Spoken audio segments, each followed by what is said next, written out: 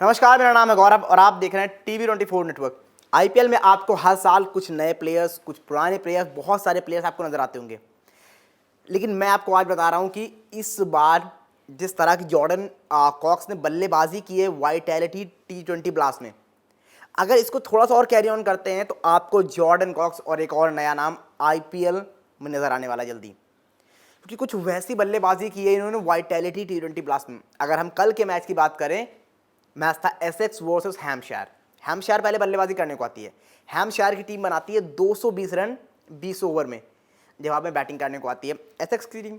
अब वहां पर एसेक्स के सामने एक बहुत बड़ा टोटल था 221 रन का, और उसको एसेक्स ने 19.2 ओवर में बहुत आसानी से चेस कर लिया। और यहाँ पर ऐसा नहीं कि एक बल्लेबाज, तीन चार बल्लेबाजों ने परफॉर्म किया या फिर दो बल्लेबाजों ने एटलीस्ट 50 लगाई हो। अकेले दम पे वो काम किया है यहाँ पर साफ तौर पर जॉर्डन कॉक्स ने। 222 रन बनाकर आराम से 19.2 ओवर में पहले तो इसको चेस किया। अब वहां पर अगर मैं आपको स्कोर कार्ड बताऊं तो जॉर्डन कॉक्स जिन्होंने 139 रन की पारी खेली सिर्फ और सिर्फ 60 गेंदों में, उसके अलावा अगर किसी बैट्समैन को हम देखते हैं तो उनके अलावा सिर्फ माइकल काइल पेपर थे जिन्होंने 20 का आंकड़ा छुआ था और 23 रन बनाए थे उस मैच में। उसके अलावा जो बल्लेबाज हैं 13 रन, 11 रन, 15 रन, इस तरह से स्कोर कार्ड नजर आया, लेकिन उन्होंने अकेले दम पर उस मैच को जिता दिया। अब उसके बाद ट्विटर पे तो लोगों ने यहां तक कहा कि I have seen the best batter for Essex after the Stuart Law, Jordan Cox को। और स्टुअर्ट लॉ में, अगर मैं स्टुअर्ट लॉ के बारे में आपको बताऊं तो स्टुअर्ट लॉ इस वक्त पर कोचिंग कर रहे हैं नेपाल क्रिकेट टीम की। सोच लीजिए कितनी पहले की बात होगी। एसेक्स के लिए बेस्ट बैटर बताया है। और बल्लेबाजी अगर हम बात करते हैं यहाँ पर साफ तौर पर जॉर्डन कॉक्स की, तो कुछ इस तरह की रही है। 139 रन, 60 गेंदें महज खेली, नॉट आउट रहे, अपनी टीम को मैच जिताकर लौटे। और आखिरी की जो 2 गेंदें थी ना, उन 2 गेंदों पर उन्होंने 2 छक्के लगाए थे। और उसी रीजन की वजह से वहां पर 122 रन उनकी टीम पहुंची थी। अब अगर चौकों और छक्कों की बात करते हैं उनके, तो 11 चौके लगाए, 11 छक्के लगाए। स्ट्राइक रेट उनका 231.67 का रहा। और बाकी बल्लेबाजों में माइकल पेपर ओपनिंग करने आते हैं, 23 रन। उनके साथ Paul Walter 13 run, Charlie Allison 5 run, Critchley 13 run, Luke Benkenstein बनाते हैं 13 रन, नोहा थेन 4 run, Harmer 7 run not out. सोच सकते हैं आप किस तरह की बल्लेबाजी की है। सिर्फ एक बल्लेबाज उस पूरी लाइनअप में 20 का आंकड़ा छुपाता है, और वो 139 रन अकेले बनाकर सिंगल हैंडेडली इतने बड़े टारगेट को अचीव कर लेते हैं। आपको दिखाता है कि बल्लेबाज में दम जरूर है। और जिस तरह 33 रन बनाए हैं, 231 के ऊपर का स्ट्राइक रेट है, और एक लंबी पारी खेली है। अब अगर हम इनके आंकड़े आपको बताएं डोमेस्टिक क्रिकेट में या पूरे इंटरनेशनल क्रिकेट में, तो बहुत ज़्यादा इंटरनेशनल क्रिकेट भी खेले नहीं है। 3 मैचेस खेले इन्होंने ओडीआई में, जहाँ पर टोटल 22 रन बनाए, 17 इनका हाईएस्ट रहा है। वहाँ पर कुछ खास एवरेज है नहीं, क्योंकि सिर्फ 3 मैच खेले हैं, तो बहुत ज़्यादा जज करने के लिए है नहीं।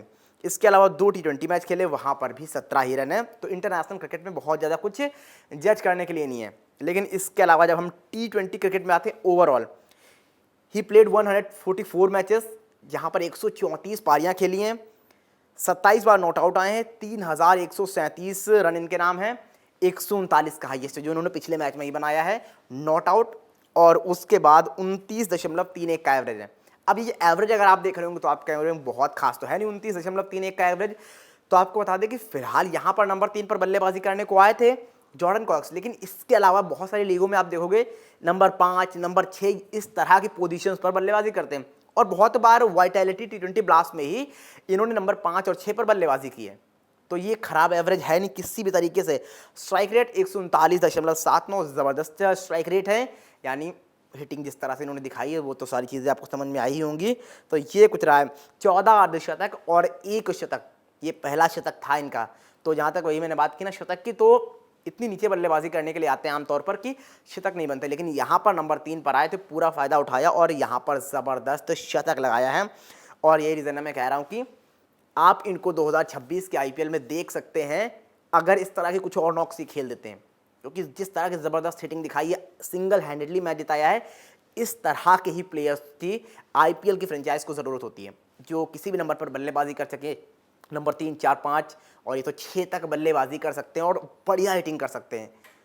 तो हर टीम को ऐसे प्लेयर्स की दरकार होगी, ज़रूरत होगी। तो यहाँ पर अगर कुछ और इनिंग्स आने वाले समय में, और स्पेशली अगर ऑक्शन के टाइम पर इस तरह कोई इनकी इनिंग आ जाती है, वो सोने पर सुहागा होगा इस तरह के बल्लेबाज के लिए, और आईपीएल फ्रेंचाइज के लिए भी वो फिर इनकी बोली बढ़ती जाएगी।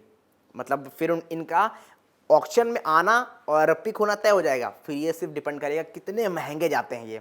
खैर आप बताइए, आपको क्या लगता है कि जॉर्डन कॉक्स को आपने अब तक देखा बल्लेबाजी करते हुए या फिर नहीं, और क्या आपको लगता है कि 2026 के आईपीएल में ये नज़र आ सकते हैं किसी भी फ्रेंचाइज से या फिर नहीं? जो भी आपको लगता है कमेंट बॉक्स में बताना बिल्कुल ना भूलें।